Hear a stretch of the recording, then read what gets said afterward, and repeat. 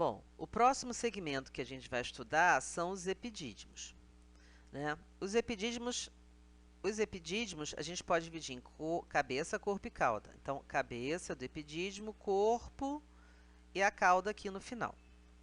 A gente também tem que lembrar que a comunicação entre testículos e a cabeça do epidídimo é feita por pequenos ductos chamados de ductos eferentes, que conduzem os espermatozoides da rede testicular até a cabeça do epidídimo, onde eles entram no ducto epididimário e seguem seu caminho até a cauda desse epidídimo. O epidídimo, por sua vez, é formado também na parte externa, né, por túnica albugínea, assim como o testículo também é. E ele está unido ao testículo pelo que a gente chama de ligamento epididimário, também formado por túnica albugínea. Lembrando que túnica albugínea é formada por tecido conjuntivo e músculo liso.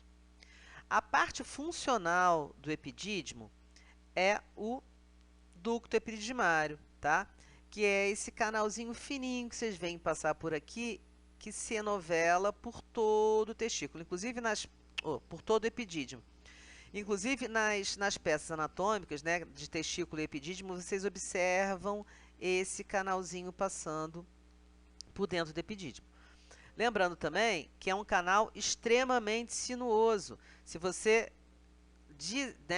esticar esse ducto epididimário, você vai ter um canalzinho com mais de 100 metros, ou seja, é bastante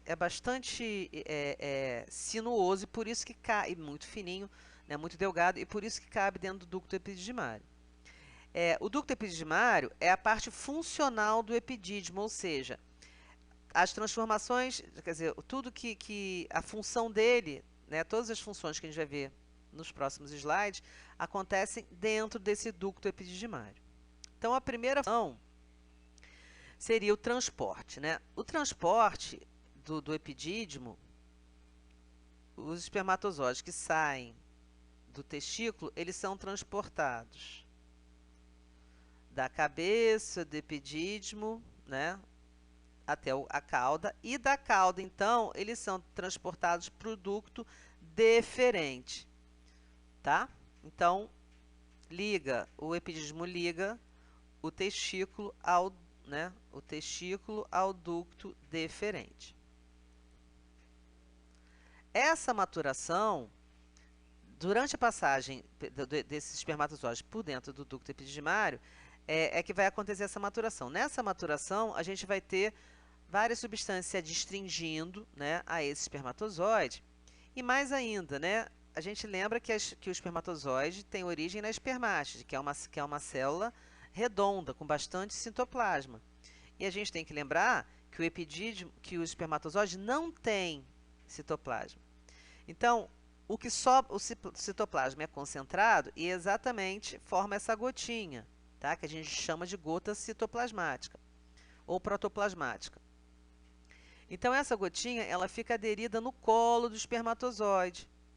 E conforme ele vai migrando, conforme ele vai passando pelo ducto epididimário, a gente vai ter também a migração dessa gotinha do colo do espermatozoide até a parte distal da peça intermediária, né? que é a peça que tem as mitocôndrias do espermatozoide. Isso é super importante acontecer. Por quê? Porque e essa gota, na verdade, ela assim que o espermatozoide é ejaculado, começam os batimentos de cauda e essa gotinha ela solta desse espermatozoide. Ela se separa desse espermatozoide. Então, durante a passagem do espermatozoide pelo epidídimo, durante o trânsito, essa gotinha vai migrando, né? Então, a princípio, na cabeça do epidídimo, ela é uma gota protoplasmática proximal, que está perto da cabeça. Ela vai migrando para a gota intermediária e fica como gota distal, como já expliquei para vocês. Assim que o espermatozoide ejacula, essa gota ela se separa da cabeça do espermatozoide. Caso isso não ocorra, a gente tem a gente chama de patologia espermática, tá? A gente acha isso em alguns animais, no ejaculado de alguns animais. Caso essa gota não se separa, logicamente fica com peso, né? Ela puxa a cauda do espermatozoide para um lado, diminuindo então a capacidade motora e, consequentemente, ocorre uma diminuição da capacidade fecundante do sêmen. Ao passarem pelo ducto eferente, quando eles são muito diferentes do normal, tá? Eles são marcados. E aí, eles acabam, né?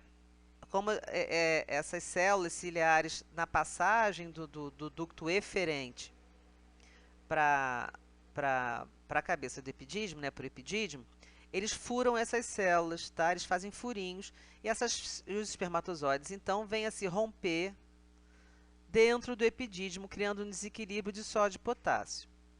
E aí, então, é para isso que servem as células ciliares do epidídimo, né? Elas vão bater seus cílios e bombear esses íons para que a pressão osmótica, né? Já que tem sódio e potássio, são dois elementos bastante osmóticos, osmoticamente ativos.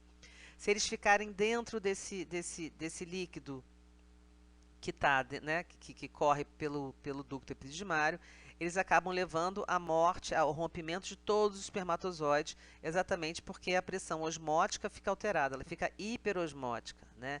Então, o espermatozoide perde líquido para o meio, ficando todo enrugadinho e acaba rompendo.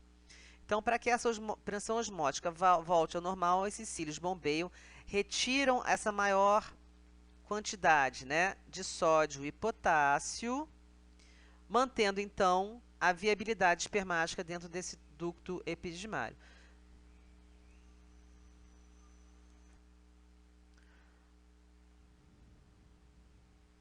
A próxima função que a gente vai falar seria a concentração.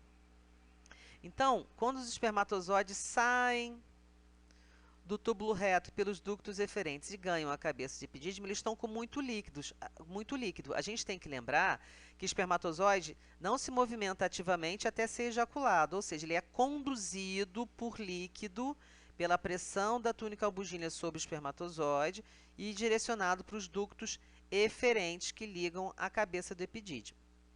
Só que assim, ó, a gente tem que lembrar que os espermatozoides, eles ficam armazenados aqui na cauda do epidídimo, que vai ser a próxima função, até serem ejaculados. Se você... E o que vai acontecendo? O que vai acontecer? Durante esse trânsito pelo ducto epididimário, essa maior quantidade de líquido ela vai sendo retirada para que aqui na cauda do epidídimo caibam mais espermatozoides, porque se tiver o líquido ocupa o lugar do espermatozoide. Se tiver muito líquido aqui, a cauda do epidídimo vai ficar entumecida, tá certo?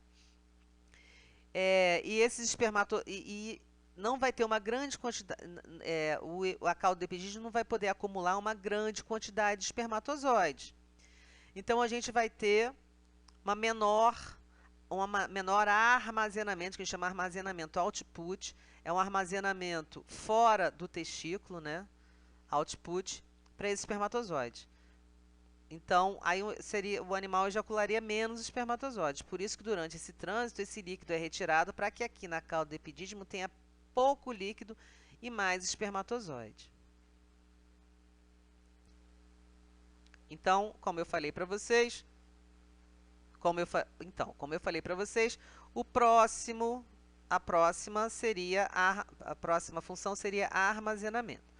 Então, o que é o armazenamento, né? Então, aqui eu fiz um ultrassom, né, um ultrassom de um equino na cauda do epidídimo, né, essa região aqui da cauda do epidídimo, onde os espermatozoides ficam armazenados.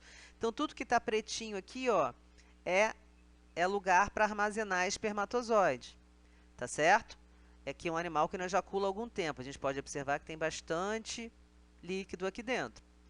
Então, assim, que ejacula, fica tudo mais branquinho, né? Fica tudo com menos líquido, porque os espermatozoides estão nessa parte pretinha que a gente chama de região anecoica.